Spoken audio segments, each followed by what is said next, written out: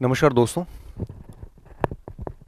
अभी इन दिनों अध्यापक भर्ती परीक्षा का विज्ञापन आने वाला है। और जैसा कि बोर्ड के जो चेयरपर्सन हैं आलोक राज सर, उनका एक ट्वीट था कि भाई हम 7 नवंबर को विज्ञापन जारी करेंगे, ऐसा उन्होंने ट्वीट किया था। और उन्होंने लिखा है कि भाई हम अभी 7500 पदों पर ही काम कर रहे हैं और इसमें स्पेशल एजुकेशन की जो सीट है वो बिल्कुल शून्य है। अब ये हो जाने के बाद में कई सारे बच्चों में एक तनाव भी है, और देखो होगा भी तनाव। ये बहुत कम पद है, क्योंकि इसमें जब वर्गीकरण हो जाएगा ना, L1 का अलग, L2 का अलग, फिर L2 में भी आपके, फिर उसमें TSP अलग और बाकी का अलग हो जाता है, फिर L2 में भी हर विषय का अलग अलग हो जाता है, उसमें फिर और आरक्षण लग जाते हैं, तो सीटें 100 150 सीटें बचती हैं। और इन सब चीज़ों को देखने के बाद एक निराश हो जाता है बच्चा, हतोत्साहित हो जाता है। भले कुछ भी कहो आप, चाहे मैं होता तब भी हतोत्साहित होता, और आप भी हतोत्साहित हैं। और कई सारे प्रश्न मन में उठ रहे हैं कि सर हम काफ़ी लंबे समय से प्रिपरेशन कर रहे हैं, इन सीट में तो कुछ भी होने वाला नहीं है। स्पेशल एजुकेशन वाले बच्चे तो इतने तनाव में हैं कि वो कह रहे हैं कि भाई हमने तो काफ़ी टाइम से तैयारी करी और बिल्कुल शून्य पोस्ट हैं। तो ऐसी स्थिति में करें क्या आप? क्या डाइवर्ट हो जाएं कि भाई अध्यापक को छोड़ के किसी और तैयारी में चले जाएं? क्या हम अध्यापक को ही करते रहें? क्या सीट बढ़ेगी? बहुत सारे ऑप्शंस जो है वो चीज़ें चल रही है, जिसकी वजह से बच्चे जितने भी हैं थोड़े से भ्रमित भी हैं, थोड़े से हतोत्साहित भी हैं। बाकी देखो, मैं आपको बात बताऊं, हम शिक्षक लोग जो हैं, मेरा मन भी नहीं था इस वीडियो को बनाने का, लेकिन इतने सारे प्रश्न थे कि मैं बोलूं तो बोलूं क्या, बताओ। अब मैं हम हमारे हाथ में कुछ नहीं होता, हमारी बात भी सरकार सुनती नहीं है, क्योंकि हमारे ऊपर एक टैग लगा दिया जाता है कोचिंग वाले। अब देखो, कोचिंग वाले हैं तो अब उसमें कोई अपराध तो है नहीं, और ऐसे कह के और उन चीज़ों को दबा दिया जाता है। तो भले ट्विटर वॉर करो चाहे कुछ भी करो, सुनी नहीं जाती, सुनी जाती है जनप्रतिनिधियों की, सीधी सी बात है। तो हम केवल वीडियो बना सकते हैं, आपको थोड़ा सा हतोत्साहित से प्रोत्साहित कर सकते हैं, हम मार्ग दिखा सकते हैं। इससे ज़्यादा हमारे हाथ में कुछ भी नहीं होता। आप हमें कुछ भी उल्टा सीधा बोल सकते हो, क्योंकि जनरली क्या होता है कि सबसे आसान काम होता है टीचर के बारे में कुछ भी बोलना, कि उन्होंने हमारे लिए ये नहीं किया। हम कर ही क्या सकते हैं? हमारी सुनता ही कौन है? हम कौन से विधानसभा में जाते हैं? हम कौन से IAS अधिकारी हैं जो वहाँ पे सेक्रेटरी लेवल पे बैठ के बात कर रहे हैं? हम शिक्षक हैं, कॉलेज में जाके पढ़ाते हैं और यहाँ आपको मार्गदर्शन देते हैं। इससे अधिक हमारी कुछ भी वो नहीं है। और इवन हमारे ऊपर तो मार्केट का एक बहुत बड़ा वर्ग कोचिंग माफिया जैसे टैग लगा देता है, तो सुनी भी ज़्यादा नहीं जाती। ठीक है, फिर भी मार्गदर्शन हम देंगे, और कुछ बच्चों के लिए ऐसा हो सकता है, लेकिन अधिकतर बच्चे जो है हमें बड़े पॉजिटिव तरीके से लेते हैं। तो अब देखो, कुछ भ्रम या कुछ डाउट्स आपके दिमाग में, मैं बता देता हूँ। पहला प्रश्न ये था कि जो स्पेशल एजुकेशन है, क्या उसकी सीट बढ़ेगी? देखो, जब जीरो पोस्ट है तो ये कभी डबल नहीं हो सकती, क्योंकि जीरो से फिर कुछ नहीं हो सकता, फिर उनको पूरा नए सिरे से करनी पड़ती है, क्योंकि जीरो सीट होती है तो आप फॉर्म भी नहीं भर सकते, और जब फॉर्म ही नहीं भरे हैं तो आप डबल सीट कैसे कर सकते हो?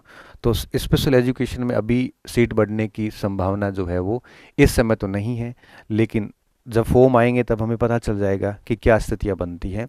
अभी तक ऐसी स्थिति नहीं है, इसलिए मैं सिर्फ ये कहूँगा कि जो स्पेशल एजुकेशन के बच्चे हैं वो अपनी तैयारी जारी रखें, क्योंकि क्योंकि क्योंकि हम इस बात को लेके श्योर नहीं है कि अभी तक तो आलोक राज सर भी श्योर नहीं है कि भाई सीट होगी कि नहीं होगी।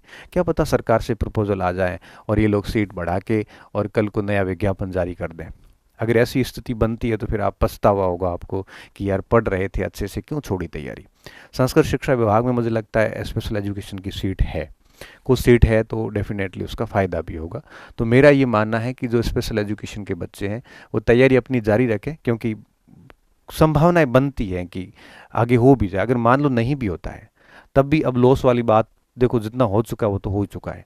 अब 2 महीने और ढंग से पढ़ लेना चाहिए, क्योंकि ये पढ़ा हुआ सिलेबस आपको दूसरी वैकेंसीज में भी काम आ जाएगा। इसलिए जो भी विशेष शिक्षा के जो बच्चे हैं वो अपनी तैयारी वैसे जारी रख रहे हैं। थोड़ा मुश्किल होता है, लेकिन ऑप्शन क्या है आपके पास में? अच्छा, इसके बाद में आपके पास में कोई विकल्प हो, जैसे हाई कोर्ट LDC है, किसी के पास में वन रक्षक वनपाल का है, किसी ने अगर BA कर रखा है तो L1 का बच्चा जिसने किसी ने BA कर रखी है, जिसके 50% जो है वो है, तो वो L2 में भी एलिजिबल होता है। तो उसमें भी उसको जा सकता है। हालांकि स्पेशल एजुकेशन में L2 में भी पोस्ट नहीं है। किसी के पास BA है तो SI की तैयारी की ओर भी शिफ्ट हो सकता है। तो कई सारे विकल्प है, जैसे SI का विकल्प बनता है, वन रक्षक का विकल्प बनता है। इसके अलावा किसी के पास में LDC वगैरह का जो है हाईकोर्ट के LDC वैकेंसी आई है उसका विकल्प बनता है।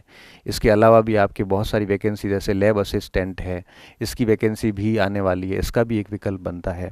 तो अगर आप एक महीना एटलीस्ट तैयारी बढ़िया जारी रखें, नवंबर में सारी चीज़ें क्लियर हो जाएगी।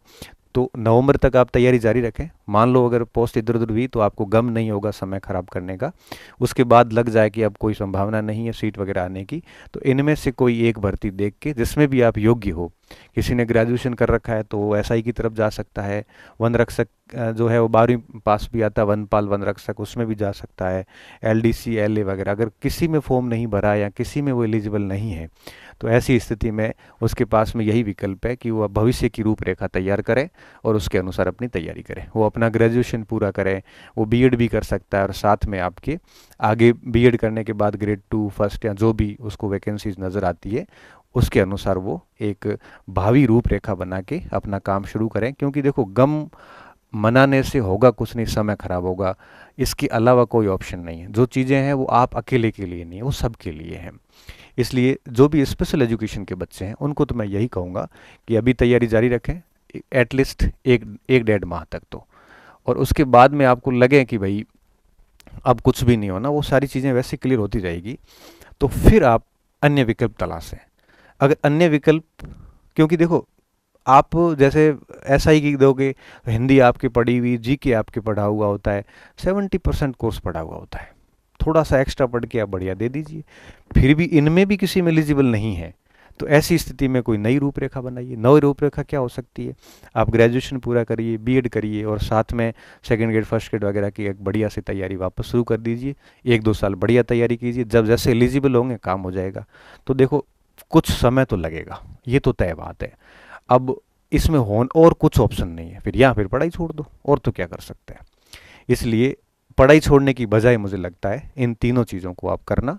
स्पेशल एजुकेशन के लिए मैं यही बात कहूँगा, और कोई ऑप्शन नहीं है। और अब बात आती है L2 के जो स्टूडेंट हैं। देखिए, L2 के जो स्टूडेंट हैं उनके पास में सीट बेशक कम है, परंतु सीट है।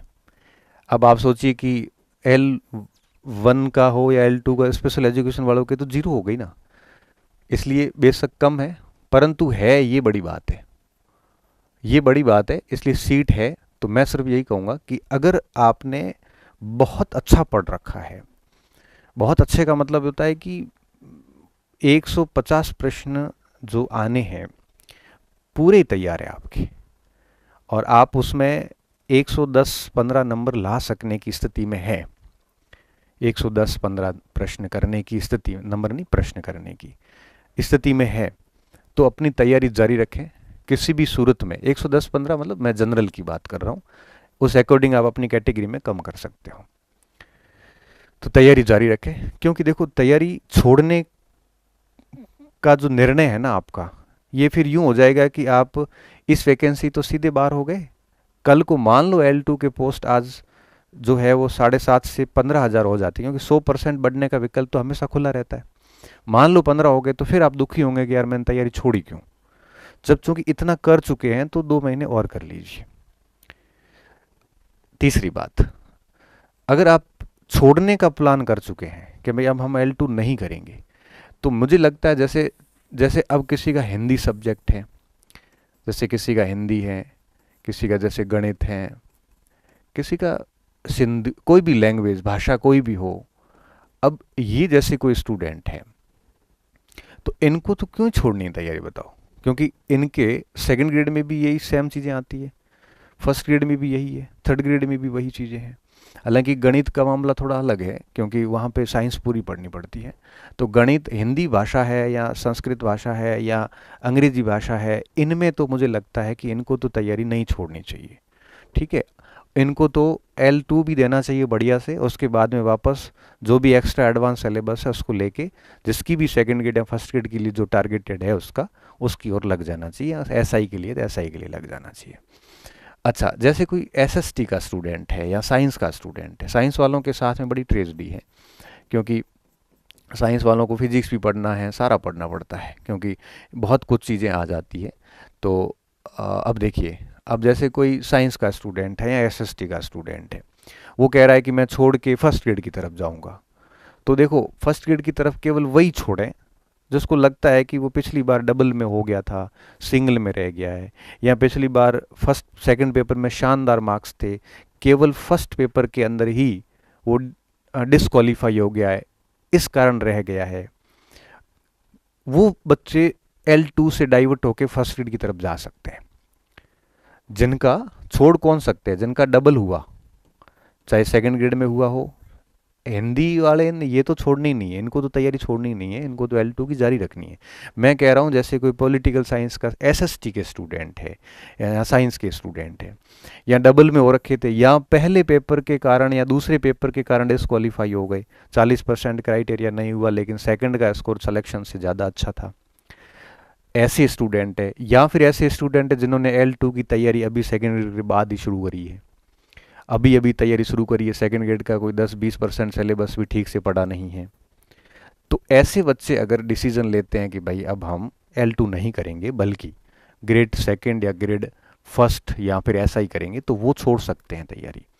बाकी जिस किसी ने अच्छा पेपर अच्छे से तैयार कर रखा है 150 प्रश्नों का, और वो 100-110 की काबिलियत रख रहा है, उसको लग रहा है कि 110 प्रश्न तक मैं कर लूँगा, जनरल का स्टूडेंट है, उस अकॉर्डिंग आप 4-5 कम कर दो, तो मुझे लगता है कि उसको L2 की प्रिपरेशन छोड़नी नहीं चाहिए। भाषा वालों को नहीं छोड़नी चाहिए। इसके साथ साथ में जहाँ तक जैसे साइंस के स्टूडेंट हैं, उनको लगता है कि ये साइंस में भी सीट कम है, और फिर सेकंड ग्रेड में काफ़ी चीज़ें अलग हो जाती है। सेकंड ग्रेड में जैसे मैथ है, तो वो तो मैथ वालों का तो ठीक मैथ आ जाती है, लेकिन जैसे साइंस का है तो साइंस में फिर उनको फिजिक्स भी करनी पड़ती है, उनको केमिस्ट्री भी करनी है, बायोलॉजी भी करनी है। तो ऐसे इस स्थिति में वो एक आधा ऑप्शन चुन सकता है दोनों में से। और जिन्होंने S L2 को बहुत नहीं पढ़ा है, अभी कोई 20-30% सिलेबस ही पढ़ा है, लेकिन उनका सेकंड और फर्स्ट ज़्यादा अच्छा है, तो उनको समय नहीं खराब करना चाहिए L2 पे, उनको सीधे शिफ्ट हो जाना चाहिए। किस पे? सीधे चले जाना चाहिए सेकंड या फर्स्ट पे। अब मेरे पास आप आओ कि सर मेरा सेकंड ग्रेड का पेपर बहुत ख़राब गया, मेरी तैयारी अच्छी थी और सेकंड ग्रेड की ही मैंने तैयारी करी थी, उसके बाद मैं L2 पे लगा हूँ, अब मैं क्या करूँ? तो मैं तो कहूँगा तू सेकंड ग्रेड की जारी रख, L2 पे मत जा। क्यों? L2 का सिलेबस बढ़िया पढ़ रखा है, तो फिर L2 की सॉरी सेकंड ग्रेड का सिलेबस बढ़िया पढ़ रखा है, तो फिर सेकंड ग्रेड की करो, फिर क्यों L2 पे आप अपना समय खराब कर रहे हो?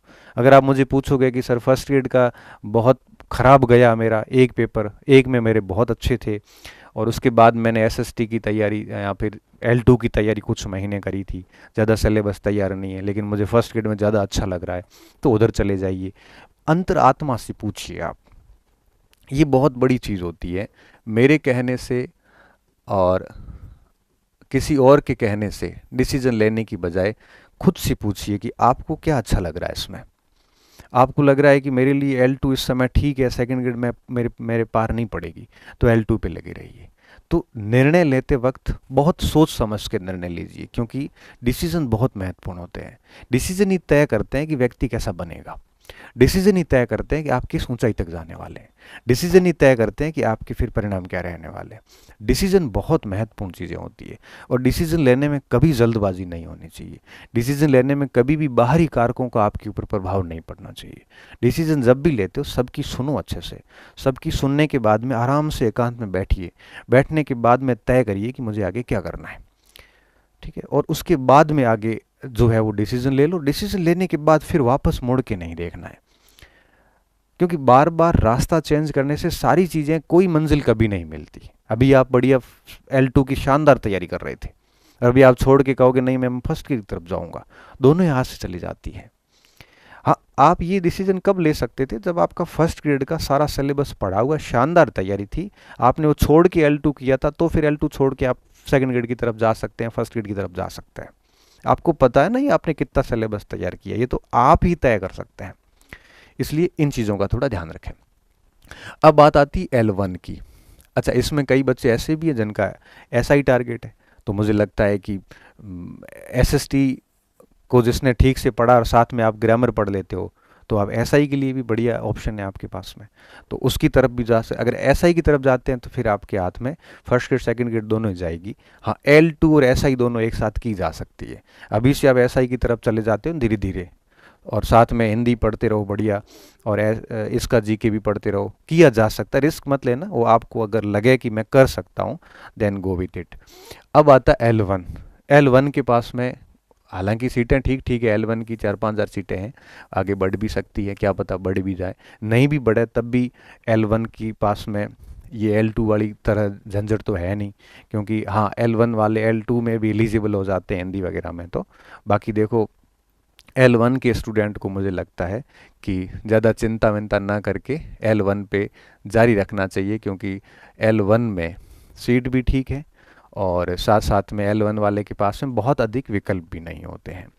तो ये करिए, बाकी इस सारी राजनीति से दूर रहिए, और सरकार को जो करना होता है वो सरकार वैसे ही करके रहती है। जो भी चीज़ें होगी नवंबर में हमें पता चल जाएगी। अब इतना मैं कह सकता हूँ कि अगर अभी ये छोटी छोटी वैकेंसी आ रही है, इतनी सारी डीपीसी वगैरह सब अटकी भी पड़ी है, तो आगे एक साथ बड़ी वैकेंसी खुल सकती है। तो ये सब पढ़ा हुआ है, कोई डिसीजन लिया हुआ है, तो निश्चित तौर पे आगे आपको फ़ायदा देगा। मैं सिर्फ इतना जानता हूँ कि कोई भी स्टूडेंट आगे 2026, 2027, 25 तो गया, ये 2 साल किसी एक ही भर्ती को पकड़ के तरीके से लगा रहेगा ना, भले सीट कम हो इस समय, तो वो इन 2 सालों में इस सरकार में वो नौकरी ले लेगा। बस तरीके से उसके पीछे लगा रहना पड़ेगा। ऐसा नहीं हो कि आप 4 महीने इसकी तैयारी करो, फिर 2 महीने उसकी करो, फिर 3 महीने इसकी करो, ऐसा नहीं चलेगा। एक वैकेंसी को चुन लो बस, और उसके पीछे खा पी के लग जाओ, तब तो काम बनेगा। आप सोचोगे कि 2 महीने इसकी करूंगा, 3 महीने इसकी करूंगा, 4 महीने उसकी करूंगा, फिर आप कुछ नहीं, कोचिंग्स के एप्लीकेशन डाउनलोड करोगे, बैच लोगे, कंटेंट इकट्ठा करोगे, पढ़ एक भी नहीं पाओगे। बेहतर होगा कि आराम से बैठिए, फुर्सत से बैठिए, और आप ये सोचिए कि ये केवल आपके साथ नहीं है, ये सारी मार्केट के साथ में है। बस बैठ के सोचिए कि भाई मुझे फर्स्ट ग्रेड करना है, मैंने इतिहास में किया था, आगे करना है, बस उसके पीछे अब लग जाओ 2 साल के लिए। अगर आपको लग रहा है कि मुझे सेकंड ग्रेड करना है, मेरे लिए वो ज़्यादा बेहतर है, बस उसके पीछे लग जाइए आप। एक नहीं तो दूसरी वैकेंसी में होगा। आपको लग रहा है कि फर्स्ट ग्रेड सेकंड ग्रेड मेरी लाइन से बाहर है, मुझे अध्यापक करना है, बस लगे रहिए उसके पीछे, तो मिल जाएगा कुछ न कुछ, 1 साल 2 साल के भीतर मिले। और साइड में आती है छोटी छोटी भर्तियां, वो देते रहो, लेकिन हिट में टारगेट एक ही तय करके रखो, तब सारी चीज़ें बढ़िया होती। बाकी देखो, स्थितियों के अनुसार अपने निर्णय बदलने भी पड़ते हैं कई बार। अब इससे ज़्यादा हम कोई सहायता कर नहीं सकते आपकी, हम सिर्फ आपको मार्गदर्शन दे सकते हैं, वापस उठाकर अंगुली पकड़ के चलाना शुरू करवा सकते हैं। इसके अलावा ना तो मैं भजन लाल शर्मा हूँ, ना मैं उच्च शिक्षा मंत्री शिक्षा मंत्री मदन दिल्हावर हूँ, और ना मेरे हाथ में कुछ है। मैं सिर्फ आपसे बात कर सकता हूँ, आपको थोड़ा ठीक महसूस करवा सकता हूँ। बहुत बहुत धन्यवाद विद्यार्थियों, अच्छे रहिए, मस्त रहिए, और हाँ, एक टारगेट लेके पढ़ते रहिए। पुनः धन्यवाद।